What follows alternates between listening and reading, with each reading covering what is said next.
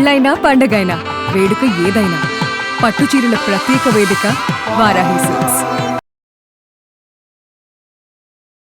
నమస్తే, welcome to Suman TV. నేను పద్మిని. ప్రస్తుతంతో పాటు ప్రముఖ ఆధ్యాత్మికవేత్త, జ్యోతిష పండితులు, అమ్మవారి సేవకులు, దత్తా గణపతి ఉపాసకులు మురళీధర శర్మ గారు మనతో పాటు ఉన్నారు. మాట్లాడదాం. మురళి గారు నమస్కారం అండి. మహాదేవ.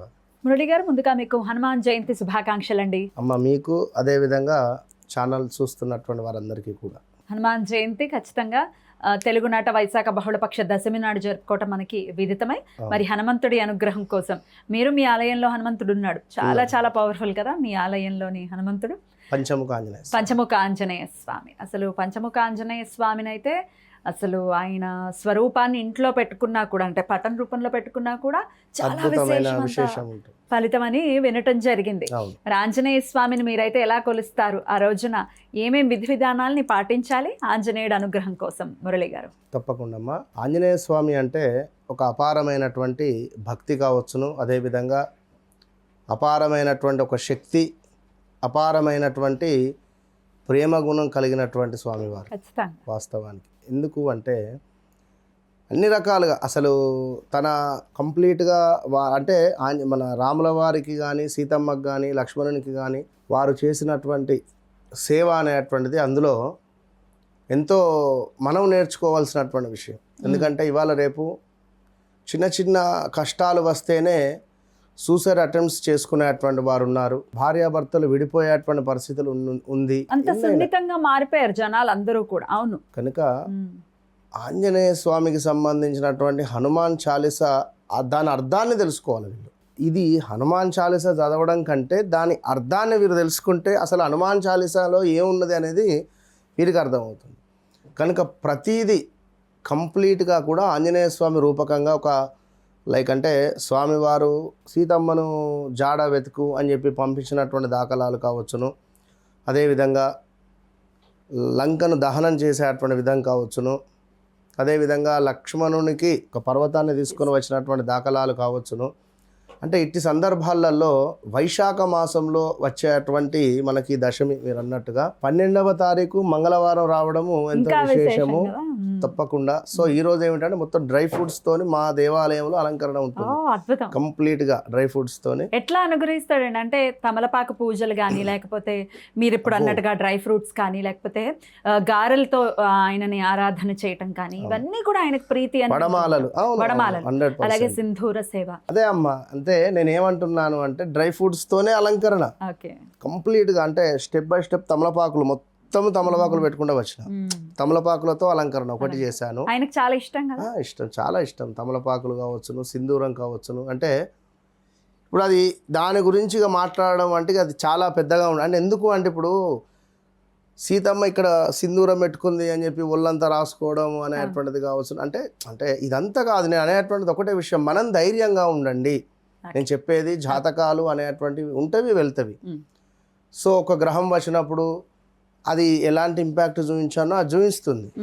కానీ హనుమాన్ అనేటువంటి స్వామి వారిని ఎవరైతే కొలుస్తారో, ఆంజనేయ స్వామి మారుతిగా పిలిచేటువంటి ఈ స్వామి, అదేవిధంగా ప్రసన్న ఆంజనేయుడు అని కూడా పాపం ఆంజనేయునికి చాలా పేర్లు కలిగినటువంటివి.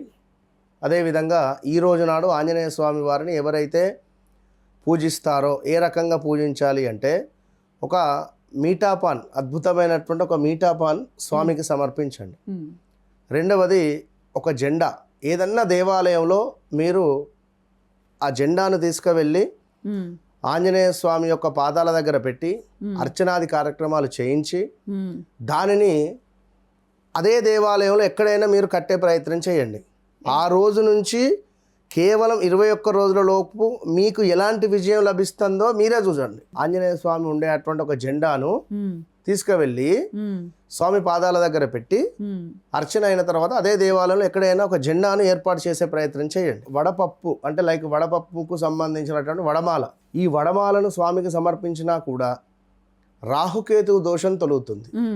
జాతకంలో రాహు దశలో ఉన్న, కేతు దశలో ఉన్న, రాహుకు సంబంధించినటువంటి ఇబ్బందులు మీకు ఉన్నాయి, కేతువుకు సంబంధించిన ఇబ్బందులు ఉన్నాయి అని అనుకునేటువంటి వారు ఈ యొక్క వడమాలను సమర్పించండి. ఓకే. అదేవిధంగా ఒక బుక్ తీసుకొని వైట్ కలర్ పుస్తకంలో శ్రీరామ శ్రీరామ శ్రీరామ అని చెప్పి మీరు ఇప్పుడు ఉదాహరణకు నెంబర్ 5లో జన్మించారు. నెంబర్ 5లో జన్మించిన వారు సుమారుగా ఒక 23 టైమ్స్ రాయాలా?